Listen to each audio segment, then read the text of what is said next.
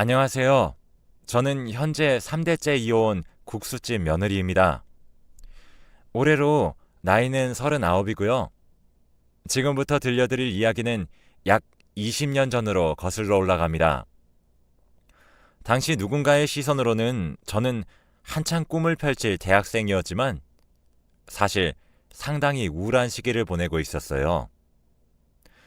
얼마 전 아버지가 돌아가시고 저 혼자 남았기 때문이죠.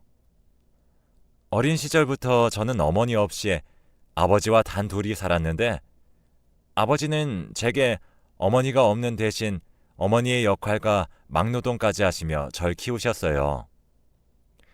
새벽부터 나가서 저녁 늦게 돌아오실 때도 있었고 제 기억 속에 아버지는 항상 바쁘고 부지런한 분이셨어요. 그리고 정말 다정하셨던 분이셨는데 그러던 어느 날 아버지는 그날도 어김없이 새벽부터 막노동하러 가셨고 그 현장에서 사고를 당해 식물인간이 되셨죠. 그때 당시 제 나이 겨우 18살이었습니다. 아버지가 그렇게 3년 동안 병상에 누워 계시다가 제가 21살이 되던 해 2월에 돌아가셨습니다. 아버지가 돌아가시면서 그동안의 병원비를 제가 책임지게 되었죠.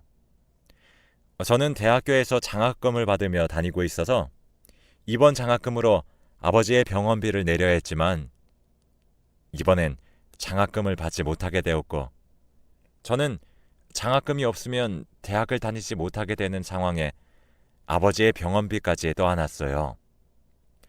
그래도 저는 처음에는 포기하지 않고 알바며 전단지며 돈 되는 일은 무조건 했답니다.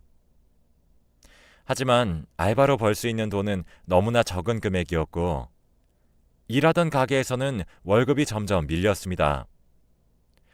사장님께 월급을 달라고 말해보았지만 사장님은 지금 가게 상황이 좋지 않아서 나도 돈이 없는데 넣어줄 월급이 어디 있냐 하셨죠. 그렇게 밀린 월급만 6개월 정도였던 것 같아요. 저는 사장님에게 지금 밀린 것만 6개월이 넘어요.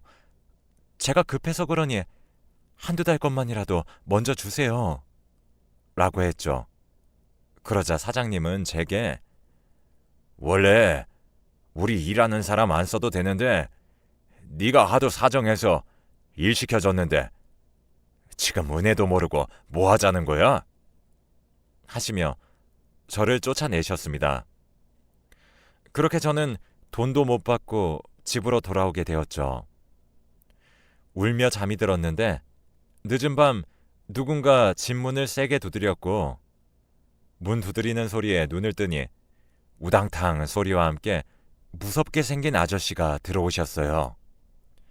아저씨는 방문을 벌컥 열고 저를 쳐다보며 여기가 김근식이네가 맞나? 하며 제게 물었고 저는 떨리는 목소리로 누구세요? 하고 물었습니다. 그러자 그 아저씨는 아니 여기 김근식이네 맞냐고 하며 문을 치셨고 저는 움찔하며 네 맞아요 했습니다. 그리고 아저씨는 제게 네가 김근식의 딸이요? 나는 너희 아버지한테 돈 빌려준 사람인데 걔 죽었다며. 그럼 내 돈은 네가 갚아야 맞지 않겠냐? 하셨어요. 아버지께서 돈을 빌려 쓰신 걸 전혀 알지 못했던 저는 무슨 소리 하시는 거예요? 저희 아빠가 왜 사채를 써요? 아저씨가 잘못하신 것 같아요. 라고 하니 아저씨는 제게 종이 한 장을 내밀었어요. 거기에는 아버지가 3천만 원을 빌린다는 내용과 함께 아버지의 사인과 지장이 찍혀 있었습니다. 저는 너무 놀라서 말을 못하고 그 계약서만 보고 있었습니다. 정적을 깬 건 다름 아닌 그 아저씨였어요. 아저씨는 제게 너희 아버지가 어떤 사람인지 전혀 모르나 보네. 아이고, 불쌍해라. 너희 아버지 좋은 사람 아니야. 맨날 노름한다고 여기저기 사채 빌리러 다니는 양반이라고. 그러다 뭐 딸내미 대학 가고 제대로 살아보겠다고 파락하다 뒤졌다는데 나는 솔직히 잘 모르겠고 나는 내 돈만 다시 잘 받으면 돼. 그러니까 네가 너희 아버지 대신 다 갚아라. 라고 하셨습니다. 아저씨는 저에게 대신 아버지의 빚을 갚으라고 하셨고 기한은 1년을 주셨어요. 처음엔 6개월 안에 갚으라고 하셨는데 제가 죽어도 6개월 안에는 갚지 못한다고 사정해서 겨우 1년을 받았습니다. 1년 뒤 갚지 못하면 그때는 이렇게 친절하게 대해주지 못할 거란 말을 남기고는 아저씨는 돌아가셨어요. 늘 다정하고 착한 사람이라고 생각했는데 갑자기 절 혼자 두고 간 것도 원망스러운데 이렇게 저 몰래 빚까지 만들어다니 너무 화가 나고 절망스러웠습니다. 하지만 기한은 고작 1년. 저는 일단 그 돈을 어떻게든 해결을 해야 했기 때문에 그렇게 다니고 싶었던 대학교를 휴학하고는 돈을 벌기 시작했죠. 하지만 버는 돈은 너무 적었는데 돈을 벌면 저도 먹고 살아야 했기에 생활비 빼고 뭐 빼고 하다 보니 남은 돈은 얼마 되지 않았습니다. 그래서 저는 잠을 줄이고 일을 더 늘렸죠. 그렇게 한동안 일하다 보니 저는 일하다가 과로로 쓰러졌고 병원 신세를 지게 되었답니다. 병원에서는 저보고 안정을 취하고 휴식을 해야 한다고 했고 퇴원하기 위해 병원비를 결제해야 하는데 병원비를 낼 돈이 부족했습니다. 그래서 여태 모아두었던 돈에 손을 댔고 그렇게 갑작스럽게 돈이 나가는 바람에 또 다시 제자리로 돌아왔습니다. 집에 돌아오는 길에 울면서 왜 나만 이렇게 힘들게 살아야 하나? 아니, 애초에 왜 아버지는 나 몰래 도박을 하셨을까? 왜 내게 빚을 안겨주셨을까? 한순간에 아버지를 잃고 한순간에 빚더미에 앉은 인생이 너무 화가 나더군요. 하지만 화난 감정은 얼마 가지 않았습니다. 당장 이번 달 이자를 갚아야 하는데 수중엔 돈도 없고 생활비도 마련을 해야 하기 때문에 몸을 추스르고 빨리 일을 나가야 했죠. 하지만 이런 상황에서도 일을 나가야 하는 현실이 너무나 비참하게 느껴졌고 남들은 좋은 부모님이나 평범한 가정에서 태어나서 평범하게 사는데 나는 왜 아버지가 빌린 돈을 아등바등 갚아가며 살아야 하나? 이건 너무 억울하고 또 불공평하다고 생각했습니다. 하지만 아무리 제가 불평불만을 해도 달라지는 건 아무것도 없었죠. 돈은 모아도 모이지 않았고 저는 어느 순간 밥 먹는 돈 아낀다며 식당에서 손님들이 먹고 남긴 음식 중 손도 안 댄 멀쩡한 음식만 골라서 모아두었다가 퇴근할 때 몰래 챙겨서 집으로 가져와 먹었습니다.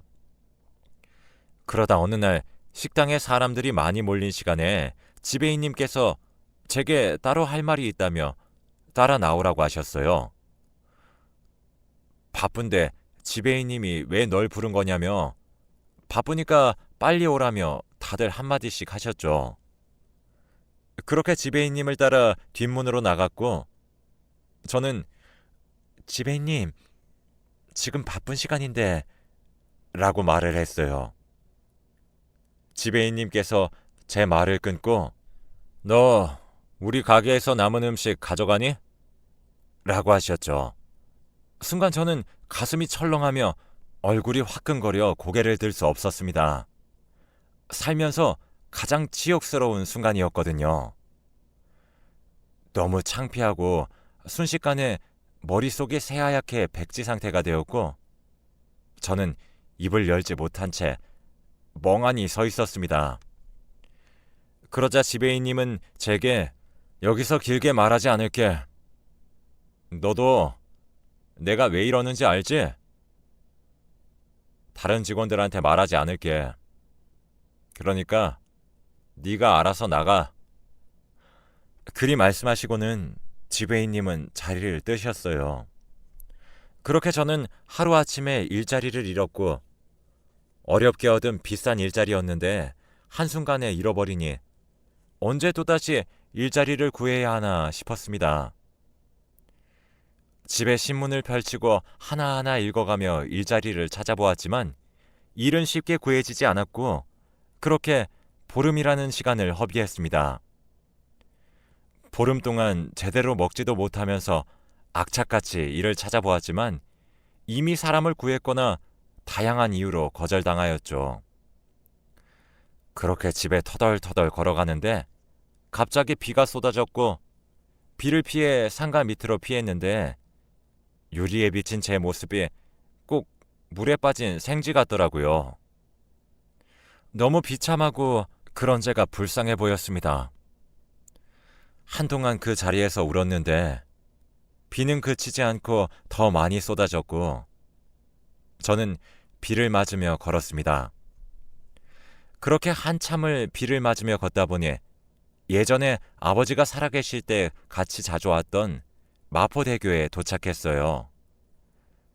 비가 오는 날의 마포대교는 굉장히 조용했고 저는 비 오는 마포대교 위에서 세상을 바라보다 누군가 제게 말을 걸었습니다. 저기요. 저는 고개를 돌렸는데 그러자 안녕하세요. 저기 잠깐 저랑 말씀 좀 나누시죠. 제게 말을 건 사람은 키가 큰 남자였습니다. 제 쪽으로 살며시 다가와 대화를 시도했고 저는 울면서 다가오지 마세요. 그러자 그 남자는 손바닥을 보이며 그럼 딱 여기에 서 있을게요. 여기는 괜찮죠? 라고 했습니다. 저는 고개를 끄덕였어요.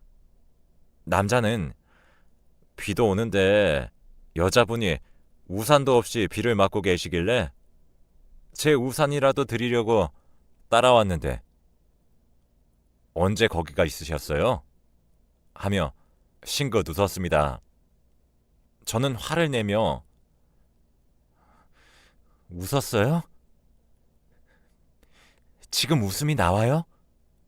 그리고 당신이 뭔데 내가 비를 맞든 말든 신경을 써요?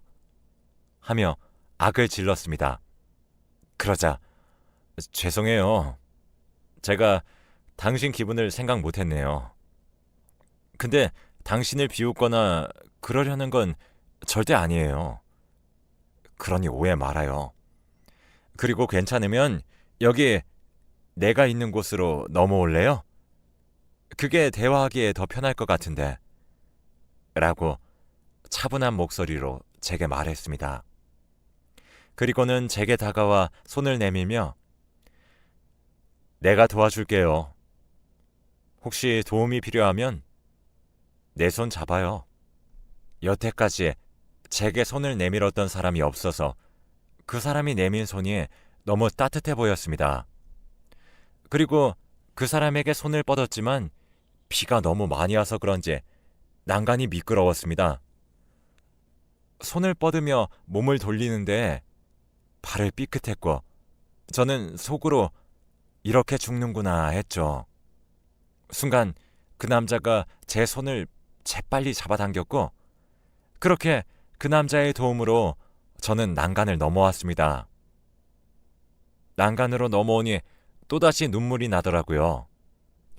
주저앉아서 속이 시원해질 때까지 울었는데 그 남자는 제 곁에 서서 우산을 씌워주었죠. 속 시원하게 울고 나니 배가 고파왔고 배에서 꼬르륵 소리가 나기도 했죠. 그 남자는 제게 이제 다 울었어요? 그럼 나 뭐 하나만 물어봐도 돼요? 라고 물었습니다. 저는 고개를 들고 쳐다보니 비 오는데 계속 밖에 있었더니 춥고 배도 고픈데 간단하게 우리 뭐라도 먹을래요? 잘 아는 곳 있는데. 그리고는 저를 일으켜 세워서 어디론가 저를 안내했죠. 한참을 걸어서 도착한 곳은 국수집이었어요. 가게는 늦은 시간까지 문을 열고 있었고 늦은 시간임에도 안에는 사람들로 꽉 차 있었습니다. 남자는 제게 추우니까 잔치국수 어때요? 여기 국물이 진짜 맛있어요. 라고 말했어요. 저는 끄덕였고 남자는 할머니 여기 잔치국수 둘이요.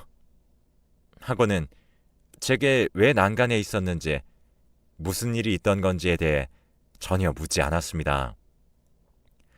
그저 제 앞에 앉아 혼자서 제잘제잘 떠들 뿐 그렇게 남자의 제잘거리는 대화를 듣다 보니 주문한 국수가 나왔습니다. 서빙하시는 분이 남자에게 비 오는데 비 맞고 다니지 마라 하며 남자에게 한마디를 하고서는 국수를 두고 가셨습니다. 잔치국수가 나오자 남자는 다정하게 제게 젓가락과 물을 챙겨주고 양념장 넣어 먹어요? 국물만 한번 먹어보고 필요하면 내가 넣어줄게요. 하면서 하나하나 잘 챙겨주었습니다. 국수를 먹으면서 남자는 또 제잘제잘 혼자 떠들기 시작했고 저는 말없이 국수를 먹었죠. 그러다 국물이 살짝 튀었는데 남자는 제잘제잘하면서 제 손에 휴지를 쥐어주었어요. 저는 그런 남자를 보면서 이 사람은 되게 자상하네 라고 생각했습니다.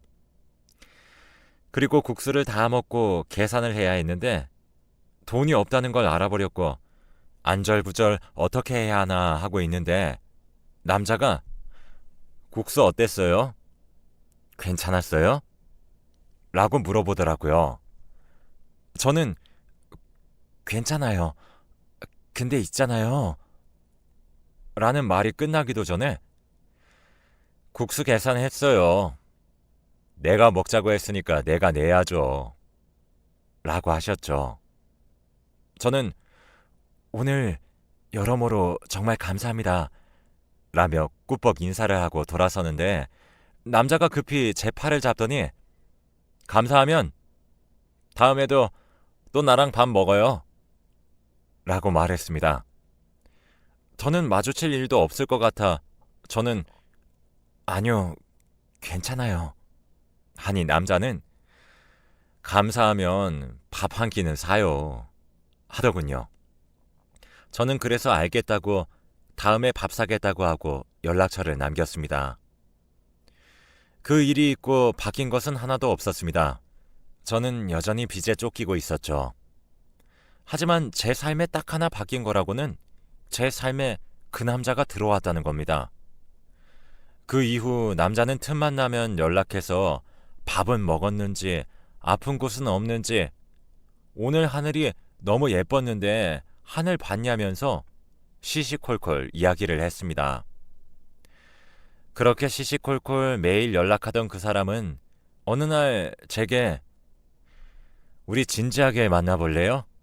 하고 물었고 저는 고민하지 않은 채 좋아요 했습니다. 이 사람이 제 삶에 들어온 다음부터 삶의 활력을 얻었고 그리고 남자의 긍정적인 모습이 많은 걸 바꿀 수 있게 해주었거든요. 그래서 저는 그 사람의 연인이 되었습니다.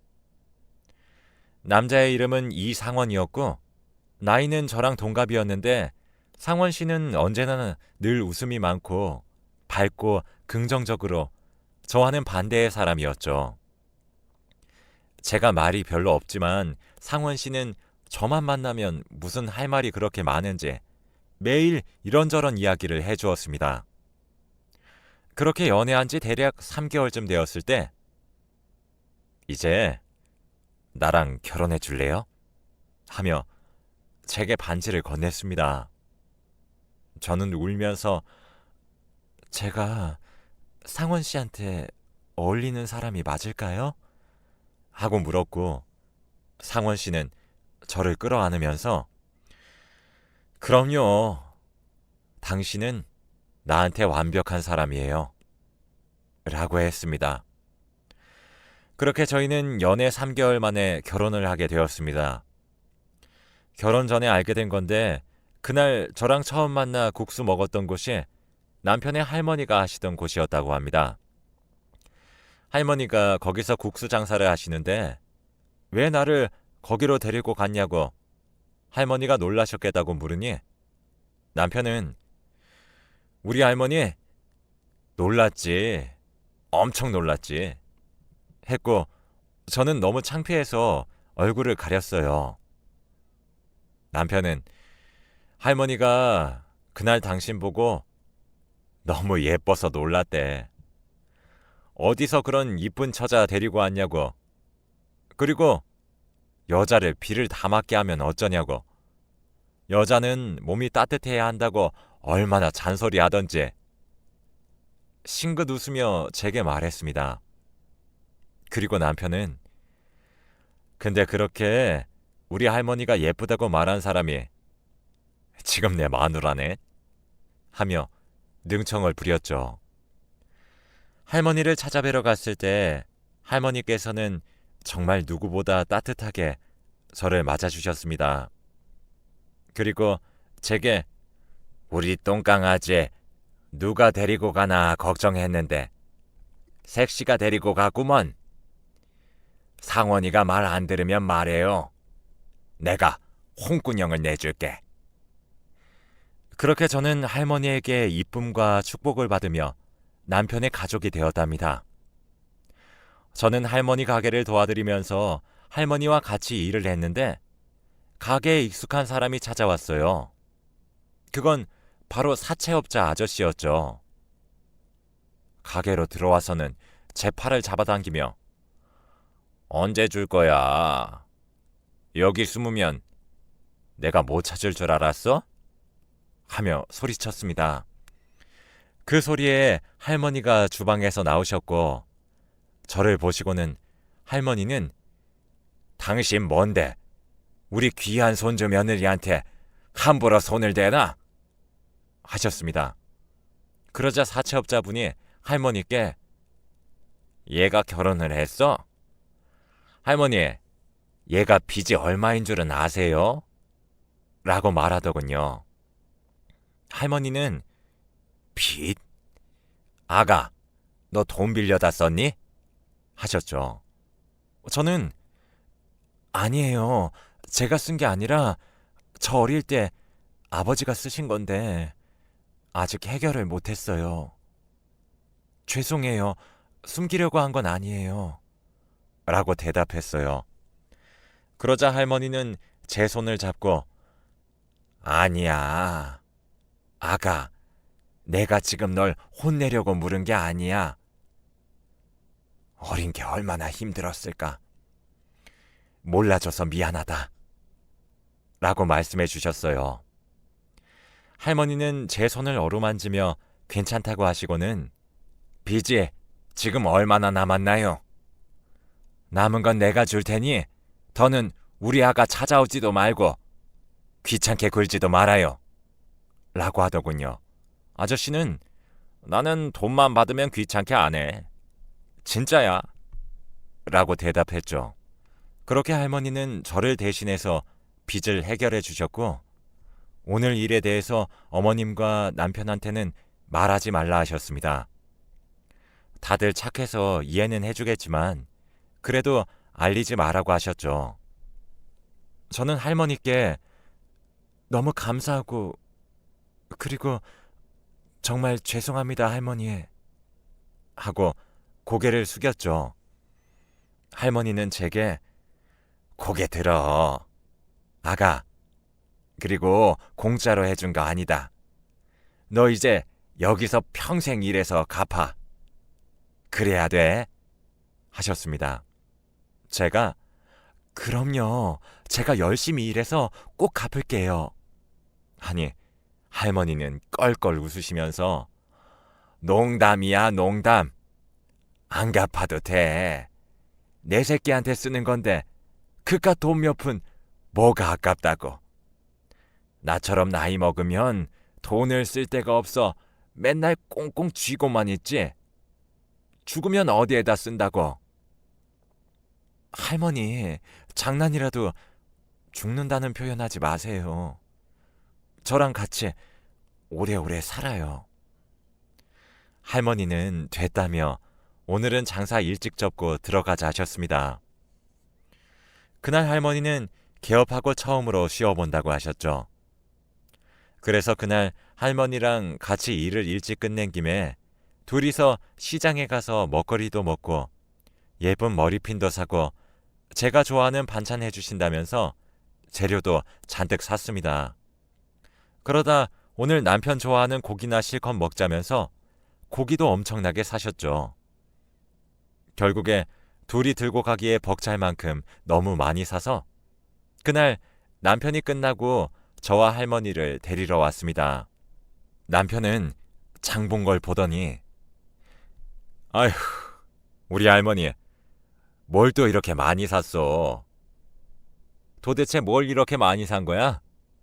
하며 봉투를 살짝 열어보려고 하는데 할머니가 남편의 손을 탁 치며 할미가 오늘 기분이 좋아서 그래. 그리고 이거 다 우리 애기 거니까 넌 건드리지 마라 하셨죠.